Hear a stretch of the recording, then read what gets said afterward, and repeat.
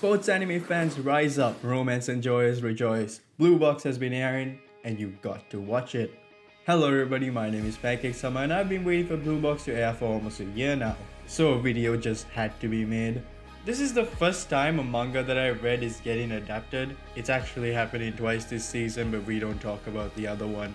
It's very weird to vaguely know what's going to happen before you see it happen, but thanks to me reading the manga over a year ago and my memory failing me, I'm basically enjoying Blue Box like a first time viewer. Blue Box is a sports romance mix, and to give it the most brief plot summary, you got Taiki, the badminton guy, who likes his senior Chinatsu, the basketball ace. But they're now living under the same roof. Bro is not lost in. This is where I had to highlight the genres because honestly sports and romance are basically made for each other.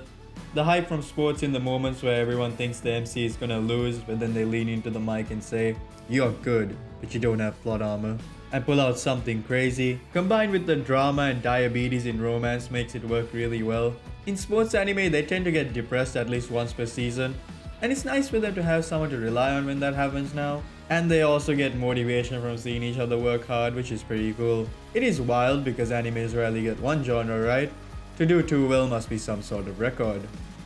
Though it's a bit odd, I've personally never really seen these two genres together. Yes, there are some examples and instances of romance in sports animes, or vice versa.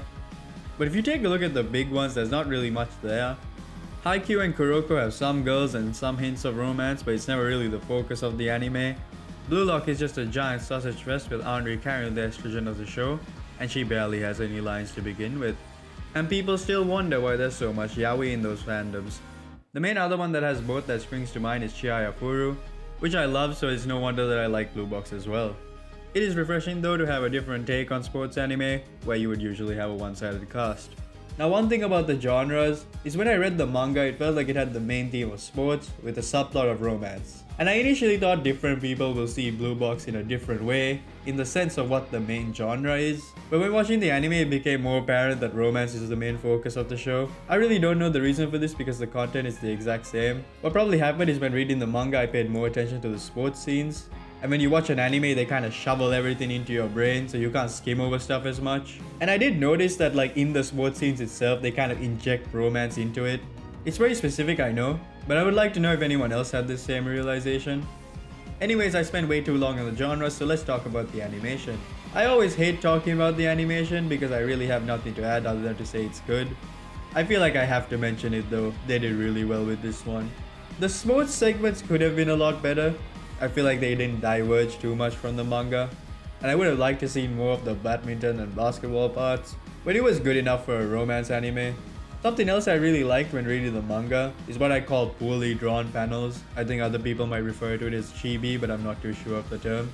I'm happy the anime kept those in. It adds personality to the characters, and it's pretty fun to look at. The main thing they nailed is definitely the pacing though. It's perfect where it's not like they're trying to squeeze in too much into one episode, and it's also not mind-numbingly slow.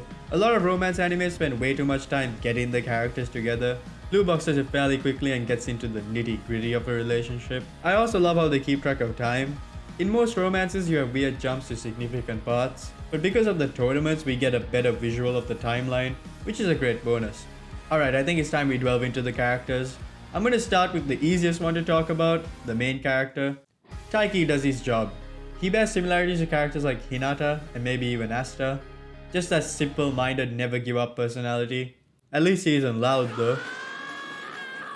Taiki is the type of guy you can get behind, but he's nothing too special. He's a good character that's not that far-fetched compared to some others, and is somewhat relatable at times.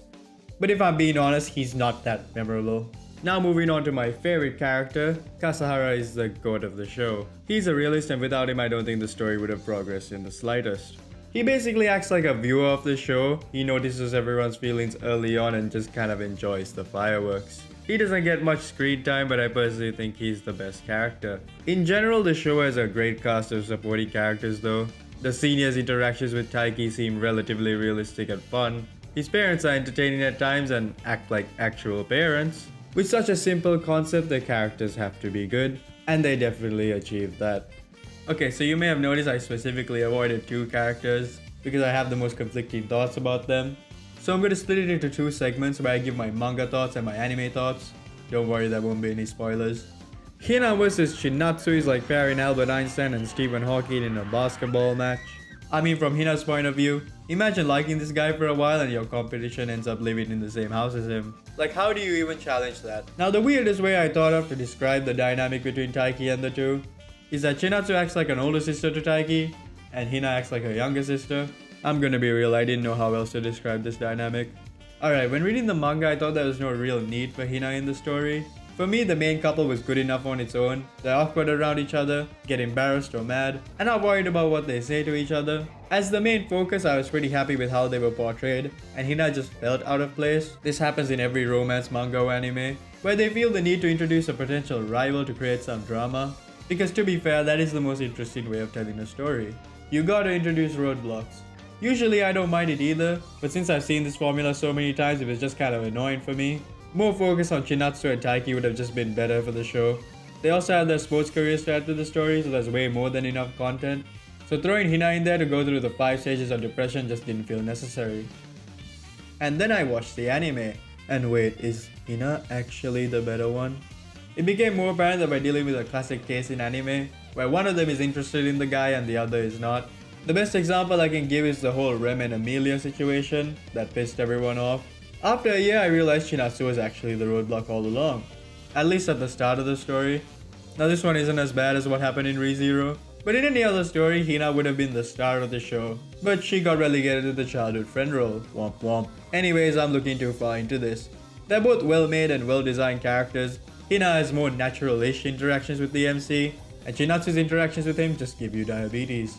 Still though, Hina got robbed with Chinatsu getting to live in the dude's house. Speaking of that, to close out this review, can we talk about how unrealistic that plot setup was? How convenient is it that Taiki's mom is close to Chinatsu's mom? So much so that she ends up living in his house. Somehow Taiki never even knew they were close either, and he didn't know Chinatsu was gonna move in until she just spawned in one day. You're telling me he never noticed the spare bedroom getting cleaned? And if two families are close enough for one of them to go live in the other's house, wouldn't they have met at some point? But who am I kidding? If I say this is unrealistic, then I shouldn't be watching anime. So we come to the end of the video, and my final thoughts is that Blue Box is a 9 out of 10. It could have been a 10, but that's safe for perfection. Who knows, maybe if I never read the manga and went into the anime blind, I would have given it a 10. Anyways, thanks for watching, and goodbye. I was pretty worried to post this video because the last video I posted kinda got taken down, and this anime is made by the same studio as that one was. But it was kind of my fault because I used so many clips from the anime. But hopefully this one stays up. Anyways, outro music time. Woo!